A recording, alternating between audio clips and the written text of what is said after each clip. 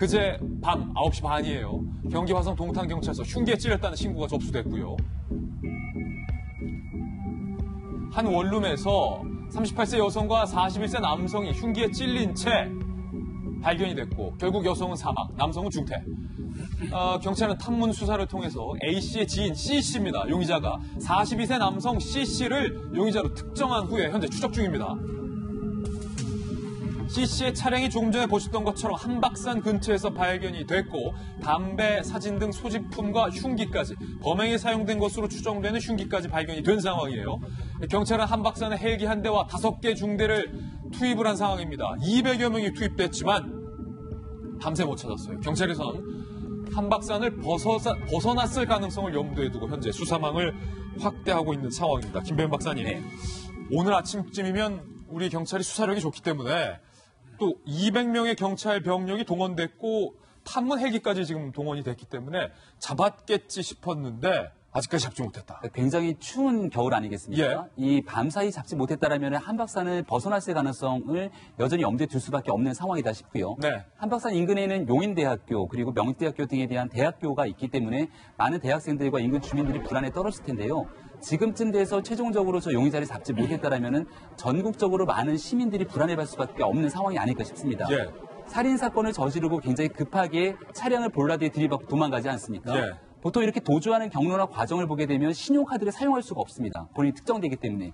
그럼 가지고 있는 현찰이 많지 않을 경우 2차 범죄나 3차 범죄로 이어질 수 있는 가능성이 굉장히 높은 상황이거든요. 네. 따라서 경찰이 최대한 많은 병력들을 한박산에 투입하는 것도 중요하지만 이 경로를 벗어나서 이 다른 곳으로 도주했을 가능성까지도 충분히 염두에 두고 지금 검거에 나설 필요가 있다는 생각이 되고요. 예. 만약에 그런 부분 속에서 현재까지 용의자가 가고 있는 경로를 확인하지 못했다라면 이 용의자에 대한 신분을 확대하면서 공개 수사까지 벌이는 것이 오히려 2차 피해를 막을 수 있는 길이 아닐까 이런 생각이 들기도 합니다. 이 용의자 이름이 누군지 얼굴이 뭔지 아예 공개 수사로 전환할 것을 지금쯤이면 검토해야 된다. 추가 범죄와 피해를 막기 위해선 빠른 조치가 좀 필요하다라는 지적이셨는데 궁금한 건 왜 이 남성이 남녀 2명을 흉기로 찔렀냐라는 범행의 동기일 겁니다. 저희 채널A가 이 범행의 동기에 대해서 좀 자세히 취재해봤는데 이 부분 박소영 기자가 오늘 취재해왔습니다.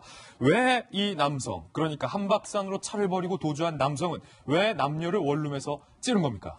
네, 지금 피해자 2명이 한 명은 사망했고 한 명은 예. 중태에 빠졌고요. 용의자는 도망을 간 상태이기 때문에 왜 이런 일이 벌어졌는지에 대해서 지금 경찰 조사는 이루어지지 못하고 있습니다. 다만 저희 취재 기자가 피해자 유가족을 만났는데요. 가족들 얘기는 이렇습니다.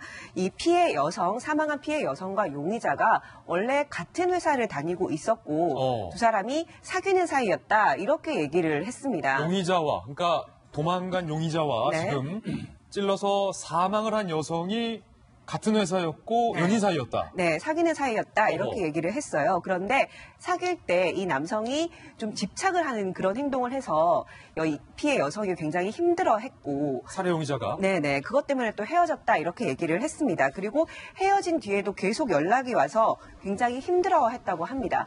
그래서 가족들에게 이런 신경을 털어놓기도 했는데요. 이런 신경을 털어놓은 게 작년 6월에서 7월이었다고 했어요. 예. 그러니까 벌써 한 반년이 넘게 지난 거죠. 최소 반년은 지난 건데 그 이후로 이제 이번 같은 일이 벌어졌기 때문에 이 유가족들은 이별 범죄가 아닌가 이런 얘기를 하고 있습니다. 그러니까 저희 채널A가 좀 발빠르게 범행 동기에 대해서 취재를 했는데 전형적인 이별 범죄, 이별 살해 패턴과 닮아 있다는 겁니다. 저희들이 만났는데요. 유가족의 이야기 직접 들어보시죠. 헤어졌는데 계속 연락 온다, 전화 온다, 문자 온다 그런 얘기를 들었죠. 이 정도 되지 않았습니다.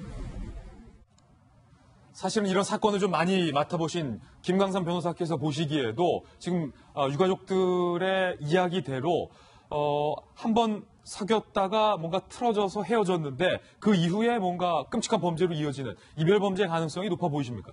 글쎄, 유족의 얘기를 들으면 사실 이제는 사귀었던 관계인데 왜 원룸에 찾아왔을까? 그리고 원룸에는 사실 이 여성하고 다른 남자가 있었어요. 다른 남자가 있었다. 그렇죠. 그래서 그 부분에 대해서 이제 원룸에 있다는 걸 알고 찾아온 거 아니겠습니까? 그리고 거기에서 정말 살해를 하고 도망을 갔다고 한다면 이건 전형적인 이제 이별의 범죄라고 볼 수가 있고 특히 이제 최근에 보면 이제 그런 범죄들이 상당히 증가하는 경향이 있습니다. 그리고 특히 뭐에 대한 어떤 여제에 대한 집착 아니면 이제 정신적인 어떤 문제 이제 그런 경우가 있는 경우에 좀 굉장히 빈바르게 발생을 하고 있어요. 물론 경찰에서 이제 상세히 조사를 해야지 이게 이별의 범죄인지 치정에 관한 건지 이제 그걸 확인을 해야 한다고 생각합니다. 근데 지금 일반적으로 말이죠.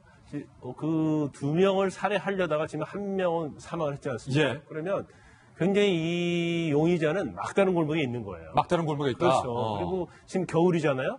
그러면 투싼 차량을 타고 가다가 이제 가로수를 들이받아서 차량을 놓고 도주를 했는데 사실 그게 한박산이 그렇게 큰 산 아니거든요. 예. 그리고 겨울산의 특징은 물론 소나무 같은 있는 경우가 있으면 많이 있으면 모르겠지만 되게 지금 나뭇잎이 다 떨어진 상태이기 때문에 산으로 도망가서 계속 장기간 버틸 수가 없다. 일시하기 쉽지 않아요. 그렇기 때문에 꼭 이 산에 대해서만 수색을 할 게 아니라 전국적으로 수색을 좀 확대를 해야 한다고 보고요. 예. 그다음에 아까 김병민 박사께서 얘기하신 것처럼 제가 볼 때는 본인 자체는 2명이나 살해를 하려다가 물론 1명에 대해서 실패했다고 볼 수 있지만 본인은 이제 막다른 골목이기 때문에 자포자기 심증이 있어요. 극단적인. 그렇죠. 그러면 도망을 가다가 어떤 경우든 자기의 어떤 도주 자금이 필요한 거고 또 경우에 따라서는 2명 중이나 3명 중이나 나는 상관이 없다 그런 생각할 가능성이 크기 때문에 예.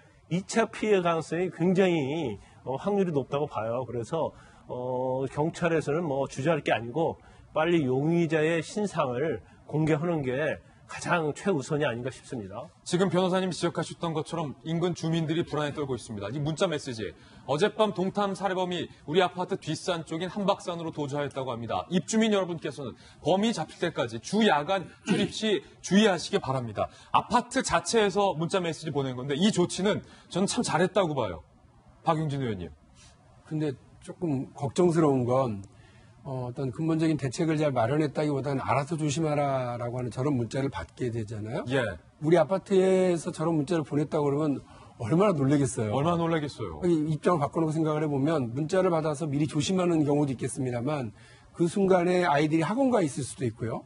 그 순간에 이제 아내나 혹은 남편 가족들이 아직 집에 안 들어오고 있게 됐을 때 행여나 바빠서 전화를 안 받고 그러면 괜히 그 불안함들이 상당히 크거든요. 그래서 저는 경찰이 발빠르게 수사를 전개하고 그 용의자를 체포하기 위해서 발로 뛰고 있는 것 같긴 합니다만 지금 우리 김 변호사님 말씀하신 것처럼 지금처럼 이렇게 그냥 쉬쉬하고 끝날 게 아니라 빨리 그 범인의 그 신원이라든지 얼굴을 공개해서 좀 이렇게 지금하고 좀 다른 차원의 예. 접근 방법이 좀 필요하지 않나 이렇게 생각을 하고요. 저런 문자로 조심하라라고 얘기하는 것이 어떻게 보면 그 조심이 아니라 그냥 불안만 불안을 가중시킬 수 있는. 그럴 수 있습니다. 예, 실제로 주민들이 현재 불안감을 호소하고 있는데요. 저희들이 취재한 주민들의 이야기도 좀 한번 들어보겠습니다. 밤새 헬기 소리가 들렸는데 너무 무서웠다. 왜 아니겠어요? 아마 이미 산에서 도망가고도 남을 시간이다. 근처에 대학가가 있는데 또 다른 피해가 생길까 봐 걱정된다. 그리고 주변에 CCTV가 많아서 미리 계획하고 한박산을 통해서 도주한 건 아니냐. 빨리 범인의 인상착의 행적을 공개해서 2차 피해를 막아야 한다. 이미 입주민들, 주변 주민들은 저희 전문가들이 하는 이야기와 같은 이야기를 미리 저희들에게 하고 있는데요. 한박산 인근의 지도도 저희가 한번 준비를 해봤습니다. 용인대학교도 있고요. 공원도 있고 명지대학교도 있고 골프장도 있고 특히 이제 대학가 큰 대학이 2군데나 위치하고 있기 때문에 박정아 대변인 지금 대학생들도 걱정. 그러니까요. 지금 아파트 주민들은 문자를 통해서 이렇게 확인을 하고 안전을 체크하고는 있습니다만 사실은 대학 주변에는 지금 그러니까 살해 사건이 생긴 원룸 같은 구조의 이 시건 장치가 잘 되어 있지 않은 원룸들이 많을 거예요. 대학생들이 많죠. 예. 특히나 그러니까 아파트보다 더 위험한 구조인데 다들 말씀하신 것처럼 이 도주 과정에서 2차 피해도 있을 수 있는데 저 대학생들이 많이 기거하고 있는 원룸 특히나 이런 데 위험에 대한 그 상황이 굉장히 높으니까 경찰은 지금이라도 빨리 공개 수사로 전환해서 맞아요. 사람들을 그 인상착의나 주변 사항을 다 공개 수배로 전환해야 빨리라도 지금이라도 잡을 수 있을 것 같고요. 그렇지 않으면 사실은 가능성은 두 가지잖아요. 하나는 이미 한박산 인근을 벗어났거나 네. 아니면 그 안에서 극단적인 선택을 했을 가능성이 있거나 이런데 얼른 빨리 공개 수사로 전환해가지고 빨리 있는 사안이 마무리될 수 있도록 경찰이 좀 적극적으로 나서기를 바라겠습니다.